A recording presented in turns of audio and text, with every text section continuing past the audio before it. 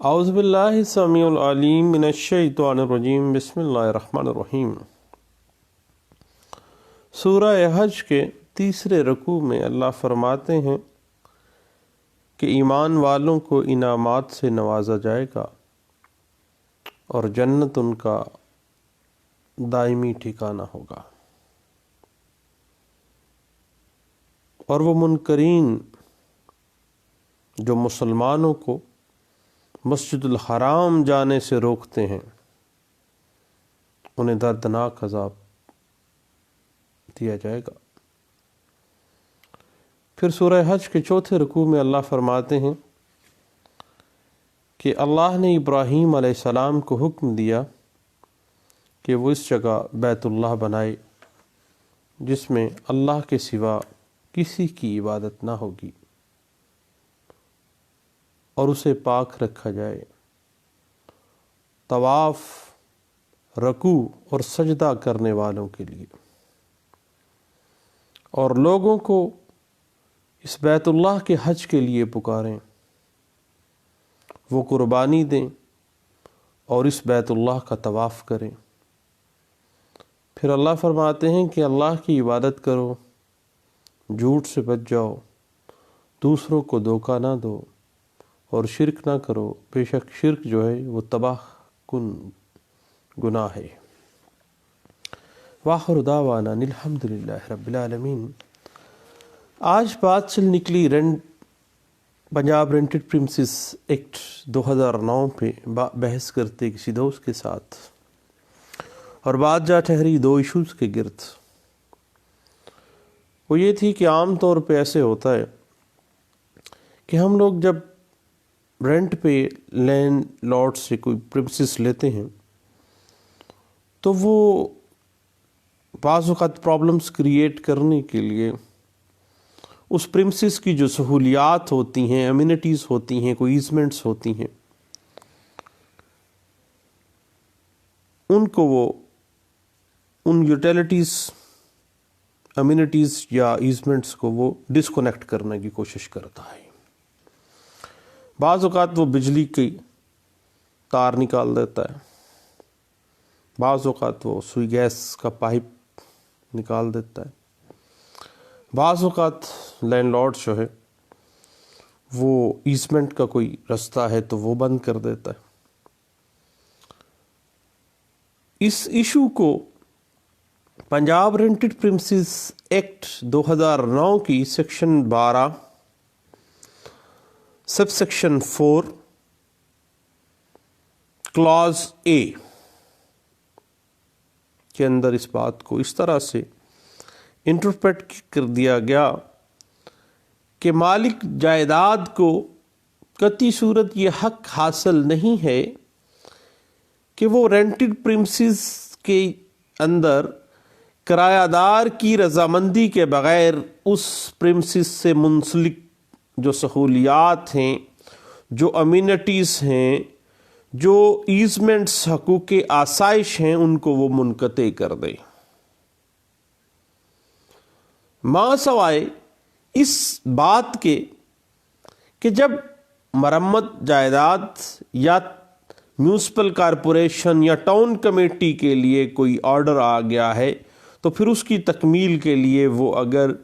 Amenities کو یا ایزمنٹس کو یا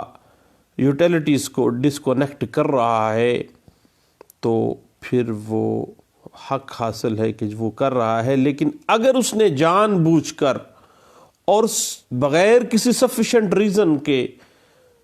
صرف اور صرف نقصان پہنچانے کے لیے، تنگ کرنے کے لیے کرایہ دار کو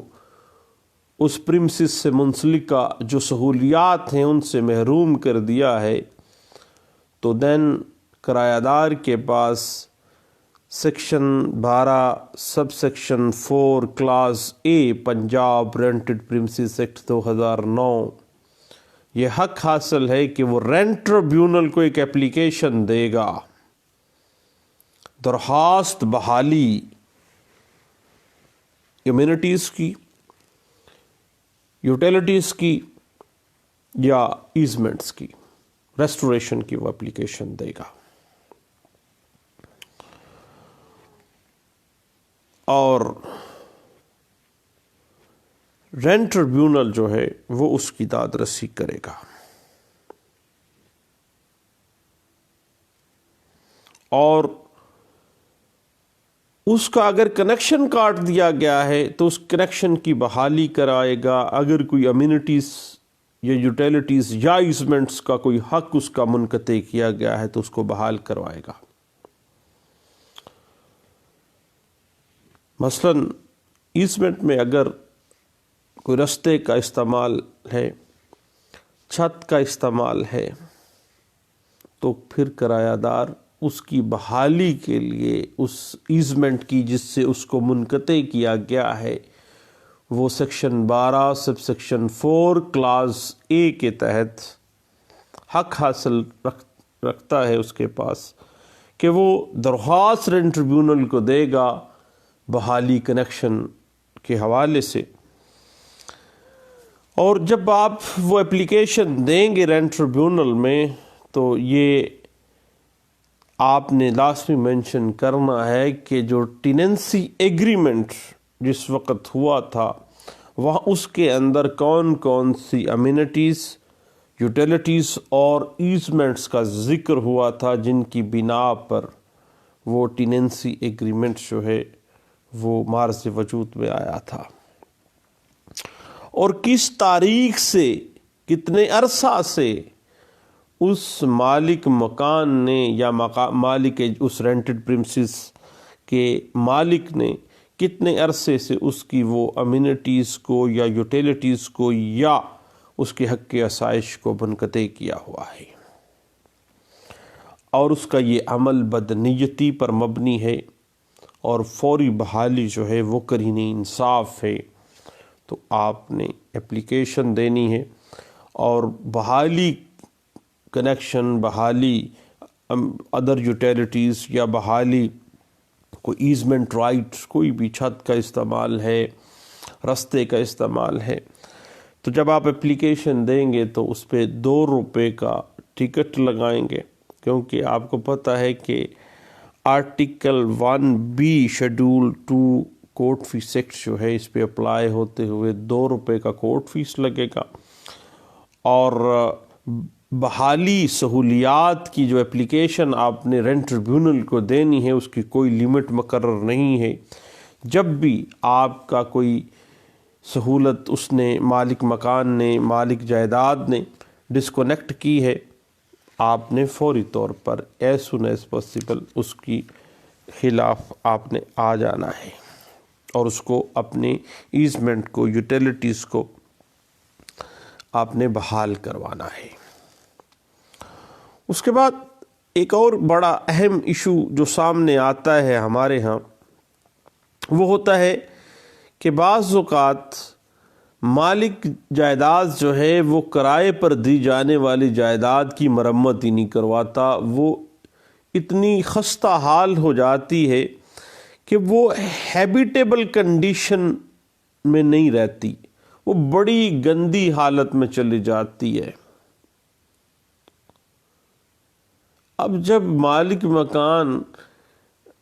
رینٹڈ پریمسز کو توجہ ہی نہیں دیتا، اس کی مرمت ہی نہیں کرواتا، تو پھر کرایہ دار کے پاس ایک ریمیڈی ہے کہ وہ under section 12 sub section 4 class C کے تحت رینٹ ٹریبیونل کے لیے ایک اپلیکیشن دے گا کہ ضروری مرمت اگر نہ کروائی جائے تو جناب والا وہاں پہ تو ہیبیٹیشن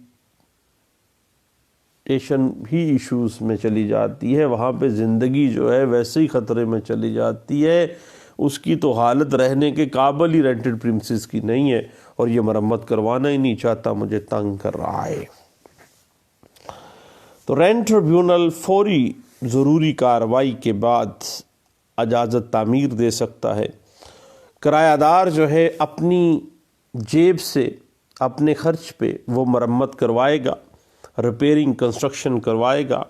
اور کرایہ کی جو رقم وہ دیتا ہے مالک مکان کو اس میں سے وہ رقم کو کاٹ لے گا.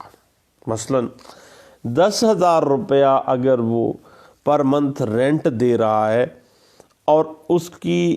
رینٹڈ پریمسز جو اس نے کرائے پہ لیا اس کی حالت بڑی خستہ ہو گئی یا کم از کم 50,000 روپیہ اس کے اوپر لگنا ہے تو پھر وہ رہائش کے قابل ہونا ہے یا وہ دکان کسی قابل ہوگی، قابل استعمال ہو جائے گی، تو پھر فوری طور پر وہ رینٹ ٹریبیونل کو under section 12 sub section 4 class C مرمت کے لیے اپلیکیشن دے گا، اور جو رینٹ ٹریبیونل ہے اس کو اجازت دے گا وہ اپنی جیب سے وہ سارے اخراجات کرتے ہوئے مرمت کروا لے گا اس جائیداد کو، اور کرائے کی رقم میں سے وہ جو مرمت پہ خرچ آیا ہے وہ ڈیڈکٹ کر لے گا۔ لیکن ایک بات ذہن میں رکھیے گا کہ یہ بات ہے مرمت کی، ضروری مرمت جو کنسٹرکشن کی ہے، اسٹرکچر کی ہے۔ رنگ و روغن، سفیدی، کوئی ڈیکوریشن، یہ کتی صورت مرمت کے زمرے میں نہیں آتی ہے، اور نہ ہی section 12 sub section 4 class C کے ایمبٹ کے اندر یہ چیز فال کرتی ہے۔ جب بھی آپ بطور کرایہ دار مرمت جائیداد کی اپلیکیشن رینٹ ٹریبیونل میں دیں گے تو اس میں جس حصے کی، جس سٹرکچر کی آپ مرمت کروانا چاہ رہے ہیں اس کی مکمل وضاحت لکھیں گے، اور اپروکسیمیشن ایسٹیمیٹ دیں گے کہ اتنے عرصے پہلے یہ تعمیر کیا گیا، کوئی اس کے بعد تعمیر نہیں ہوئی ہے، اس وقت حالات یہ ہیں، تعمیر بہت پرانی ہے یا اگر نہیں ہے تو خستہ حالی میں چلی گئی ہے، وہ ساری تفصیلات آپ نے بتانی ہے، اور ایسٹیمیشن بھی بتانا ہے کہ اب اتنا کم از کم اتنا خرچہ آئے گا، دین یہ رہائش کے قابل یا اس قابل استعمال یہ پراپرٹی جو ہے وہ ہوگی جو میں نے رینٹ پہ لی ہوئی ہے اور میں بطور کرایہ دار اس میں رہتا ہوں۔ اور پھر جہاں تک جب آپ اپلیکیشن دیتے ہیں 2 روپے کی آپ کورٹ فیس لگائیں گے، اور آپ کو پتہ ہی ہے کہ آرٹیکل 1B جو سیکنڈ شیڈول ہے کورٹ فیس ایکٹ، اس پہ اپلائی ہوتا ہے، 2 روپے کی کورٹ فیس لے لیں۔ اور جہاں تک لمیٹیشن کا معاملہ ہے، جب مرمت ضروری آپ سمجھیں فوری طور پر مرمت جائیداد کے لیے رینٹ ٹریبیونل میں آپ نے اپلیکیشن دے دینی ہے، کوئی اتنی لمبی چوڑی سائنس نہیں ہے۔ مزید وضاحت اگر آپ دیکھنا چاہیں تو 2011 CLC پیج 1251 جو ہے ایک لینڈ مارک اسسمنٹ ہے جو کہ مالک مکان اور کرایہ دار کے مابین مرمت جائیداد اور امینٹیز کی ڈسکنیکشن کے ایشوز کو کے حوالے سے رینٹ ٹریبیونل کے مختلف جو اختیارات ہیں ان کو وہ ڈیل کرتا ہے، اس کی اچھی انٹرپریٹیشن دیتا ہے۔ تو دوستو دعاؤں میں مجھے یاد رکھیے گا، دوبارہ ملتے ہیں، تھینک یو، اللہ حافظ۔